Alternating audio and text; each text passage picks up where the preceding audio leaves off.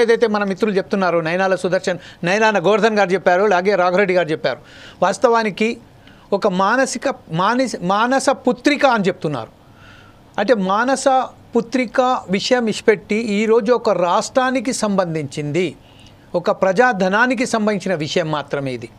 అందులో సుందిల్లా, మేడిగడ్డ, అన్నారం బ్యారేజ్ సంబంధించిన ఒక స్తంభానికి సంబంధించిన ఒక పియర్స్ ఏదైతే అంటున్నారో కుంగిపోయిందని చెప్పి, దానికి వాస్తవంగా అక్కడ ఒక ఇంజనీర్ స్ట్రక్చర్స్ ఉంటాయి. ఎల్ఎన్టీ అండ్ పిఈఎస్ ఏదైతే ఉన్నదో దానికి జాయింట్ వెంచర్గా వ్యవహరించిన తీరులో ఈరోజు అధికారులు మాది కాదు, కేవలం చంద్రశేఖరరావు మాత్రమే దీంట్లో దూషి, ఆయన ఎక్కడ సంతకం పెట్టుమంటే అక్కడ సంతకం పెట్టాము అని చెప్తున్నారు. దీంట్లో ఈ పాత్ర మీద అనుమానాస్పదంగానే ఉన్నది కదా వారి పాత్ర. They are a government engineers, not political engineers. ఒక పార్టీకి సంబంధించిన వారు కారు కదా. ఆ విషయంలో ఒక ఇరిగేషన్ ఇంజనీర్స్ ఎవరైతే ఉన్నారో ఆ ప్రాజెక్టుకు సంబంధించిన వారు కూడా అలాగే సమాన దోషులు కాబట్టి ఈరోజు వారి మీద కూడా అవకాశాలు ఉన్నాయి. కాకపోతే ఈరోజు కేవలం చంద్రశేఖరరావు మీదనే ఈ తప్పిదాలు మొత్తం ఒకసారి ఎంటబెట్టి హరీష్ రావు మీద పెట్టడం.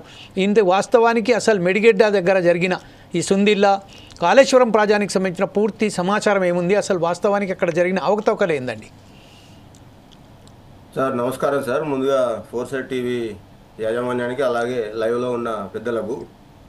సో ఇక్కడ ఈరోజు మనం ఏదైతే చూసినామో జస్టిస్ పినాకి చంద్రఘోష్ గారి ఆధ్వర్యంలో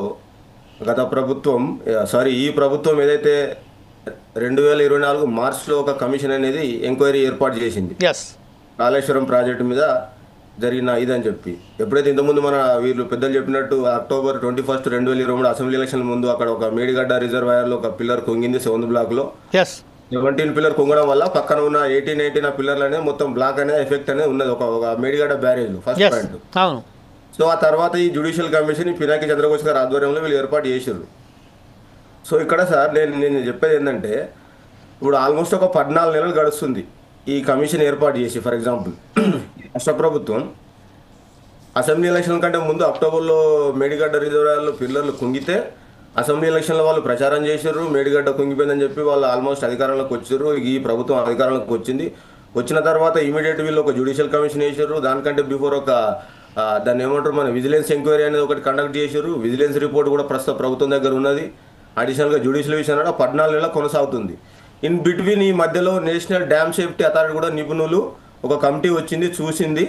వాళ్ళు కూడా ఆల్మోస్ట్ ఇప్పుడు ఒక 1 month 2 months బిఫోర్ వాళ్ళు రిపోర్ట్ అనేది సబ్మిట్ చేసారు రాష్ట్ర ప్రభుత్వానికి.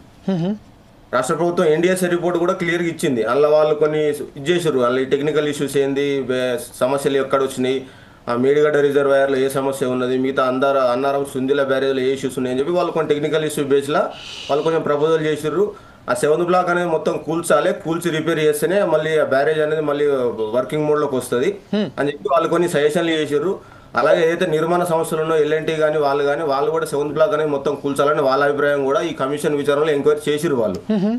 సో నేను చెప్పేది ఏంటంటే 14 నెలల నుంచి ఇది ఒక విచారణ కమిషన్ అని చెప్పి ఎట్లా అంటే జస్ట్ లైక్ మనం ఇప్పుడు చూస్తున్న ఓటీటీ ఎట్లున్నాయంటే అమెజాన్, నెట్ఫ్లిక్స్ వెబ్ సిరీస్ ఏదైతే వెబ్ సిరీస్ నడుస్తున్నాయి ఎపిసోడ్లు, ఈ విధంగా 14 నుంచి ఒక ఎపిసోడ్ అనేది కొనసాగుతుంది కంటిన్యూగా.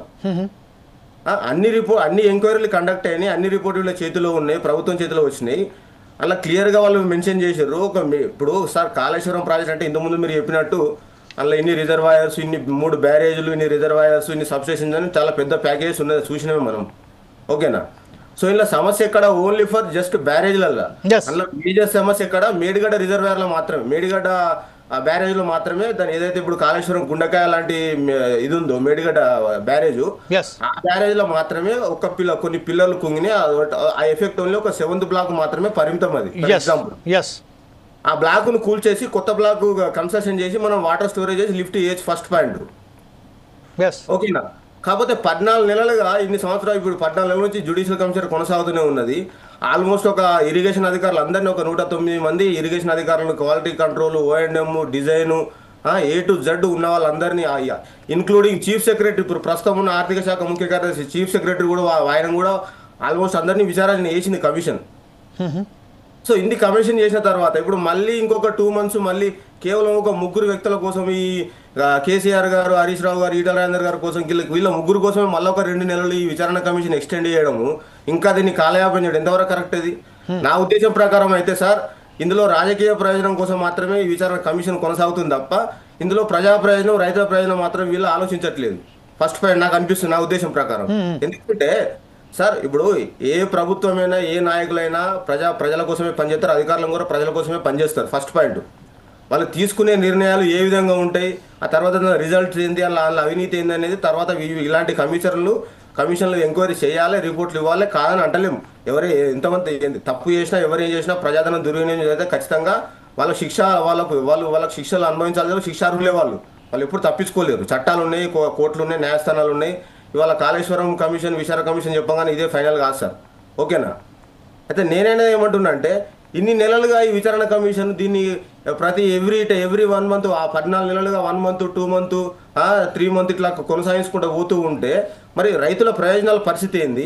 వాటర్ స్టోరేజ్ సార్, ఒక నిమిషం ఇక్కడ కన్క్లూడ్ కావాలి. నేనేమంటున్నా అంటే ఇప్పుడు మనం రైతులకు ఇప్పుడు పొలిటికల్ ప్రయోజనం పక్కన పెడితే మనం రైతుల విధంగా మన ప్రయోజనంగా మనం ఆలోచిస్తే రిజర్వాయర్లో ఒక 7th బ్లాకు దానికి కూలడానికి బాధ్యులు ఎవరో తేల్చి వాళ్ళ నుంచి ఆ నిర్మాణ సంస్థలు వాళ్ళకి కఠిన శిక్షలు విధించి ఆ 7th బ్లాక్ ఒక్కని మీరు కన్స్ట్రక్షన్ చేసి వాటర్ స్టోరేజ్ చేసి లిఫ్టింగ్ చేసుకుంటే మనకి ఇప్పుడు ఈ జూలై వర్షాకాలం మళ్ళీ వర్షాలు వచ్చే అవకాశం ఉన్నది.